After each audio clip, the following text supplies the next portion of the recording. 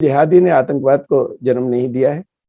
और फिर सवाल था ये कि कुरान में अनेकों स्थानों पर काफिरों और ब्रैकेट में अन्य धर्म के अनुयायियों की हत्या का आदेश है। क्या कुरान ही आतंकवाद और हिंसा को बढ़ावा देने वाली पुस्तक नहीं है? जिहाद जो है वो लड़ाई को नहीं कहते, इसका अर्थ ही लड़ाई नहीं है, इस शब्द का अर्थ भी लड़ाई नहीं है, जंग नहीं है। जिहाद का मतलब है किसी भी अच्छाई के लिए निरर्थक लगातार प्रयास और कोशिश। तो इस्लामी जिहादी ने क्या आतंकवाद को जन्म दिया? कुरान में अनेकों स्थानों पर काफिर हों, तो इसको ये भी मैंने बताया था काफिर कैसे कहते हैं कुरान की भाषा में, और अरबी जबान में, अरबी भाषा में काफिर कैसे कहते हैं।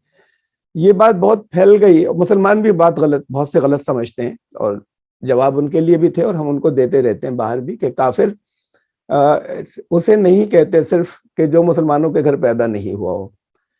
यहाँ तो आस्थाएं हैं, मान्यताएं हैं, उसकी तफसीलात हैं, और काफिर की जो डेफिनेशन है उसके अंदर बहुत बड़ी संख्या के अंदर वो लोग आते हैं जो अपने आप को मुसलमान कहते हैं। तो मैं अब तफसील में नहीं जाऊंगा, उसको एपिसोड को लोग देख सकते हैं। तो ये काफिर का अर्थ ही गलत है जो जहनों में आया कि जो मुसलमान नहीं वो काफिर है। अब लड़ाई होती है या जंग होती है किसी जगह, तो जंग के लिए 3 शर्तें हैं इस्लाम के अंदर। चौथी, कोई किसी परिस्थिति में हथियार उठाने की इजाजत नहीं है।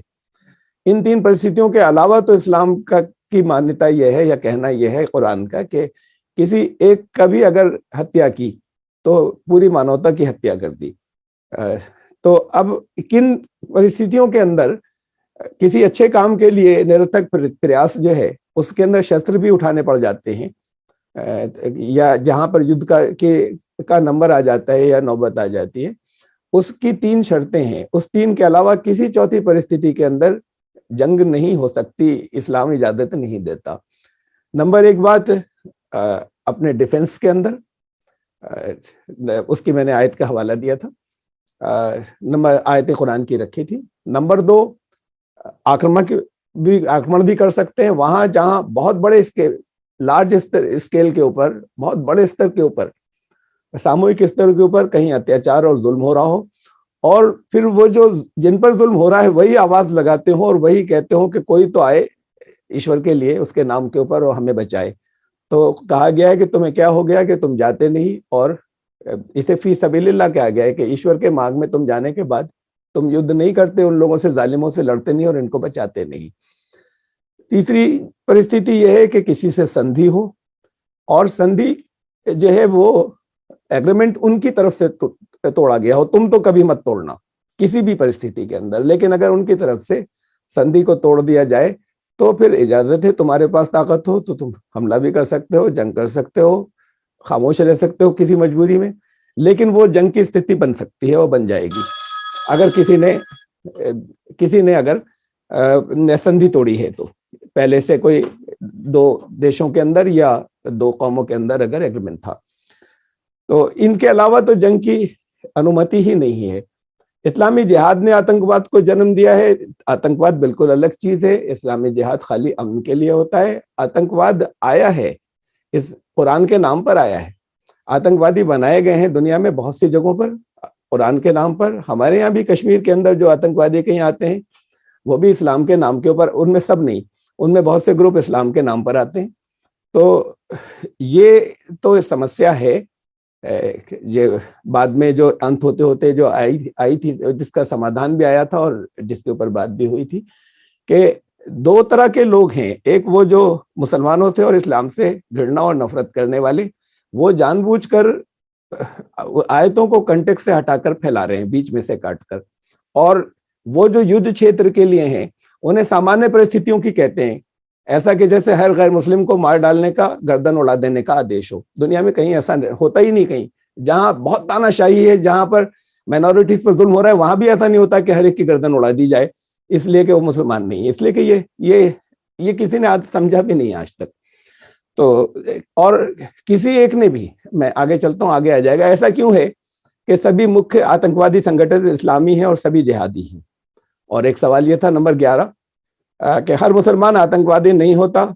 ये ठीक है, लेकिन क्या ये भी सच नहीं है कि हर आतंकवादी मुसलमान होता है?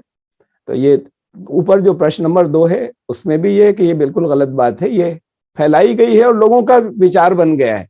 प्रचार बहुत हुआ इस तरह की बातों का कि सभी मुख्य संगठन जो हैं वो मुख्य आतंकवादी संगठन इस्लामी है। कश्मीर में जितना आतंकवाद है जो पाकिस्तान की तरफ से होता रहा है, कश्मीर की समस्या पर तो मैं तफसील से बात करना चाहता था, कहा गया कि नहीं इस पर हम फिर कभी करेंगे, बीच में रुकी वो समस्या किसकी बनाई हुई है? सबका हाथ है उसके अंदर, सियासी पार्टियों का, सबका, एक भी उसमें मासूम नहीं है। उसमें शेख अब्दुल्ला से लेकर जो नेशनल कॉन्फ्रेंस के अंदर फारूक अब्दुल्ला, मुफ्ती सईद और महबूबा मुफ्ती पीडीपी की, इंडियन नेशनल कांग्रेस और फिर अब भारतीय जनता पार्टी, एक भी मासूम नहीं है। ये समस्याएं उनकी हैं और उनकी फैलाई हुई हैं और उन्हीं की बाकी रखी हुई हैं, वरना वहां तो कभी का खत्म हो जाए।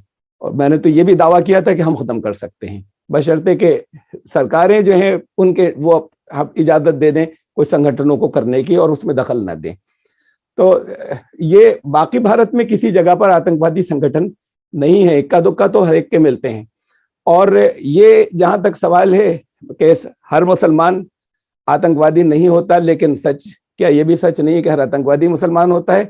लोग भूल जाते हैं, जब सिख आतंकवाद था बहुत बड़े स्तर के ऊपर सब जगह पर था, आज भी है, उसकी झलकियां हल्की फुल्की।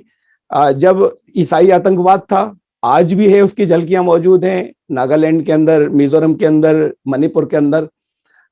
जब हिंदू आतंकवाद था, अगर या तो उन्हें हिंदू से निकाल दीजिए कि ये हिंदू नहीं है, जो लिट्टे के जो लोग थे, जो साउथ इंडियन थे, विश्व के सबसे बड़े आतंकवादी थे, जो उनको आतंकवादी कहा नहीं जाता, ये लोग जो होते हैं, या उनको भी मान लिया जाए कि हिंदू नहीं है, वो जो नक्सलवाद है, तो सब जगह हैं। और असल बात यह है कि कोई आतंकवादी किसी धर्म से संबंधित नहीं होता, वो सिर्फ आतंकवादी होता है, चाहे वो लोग उसको किसी धर्म विशेष का बना दें या वो किसी धर्म विशेष का होने का दावा करे।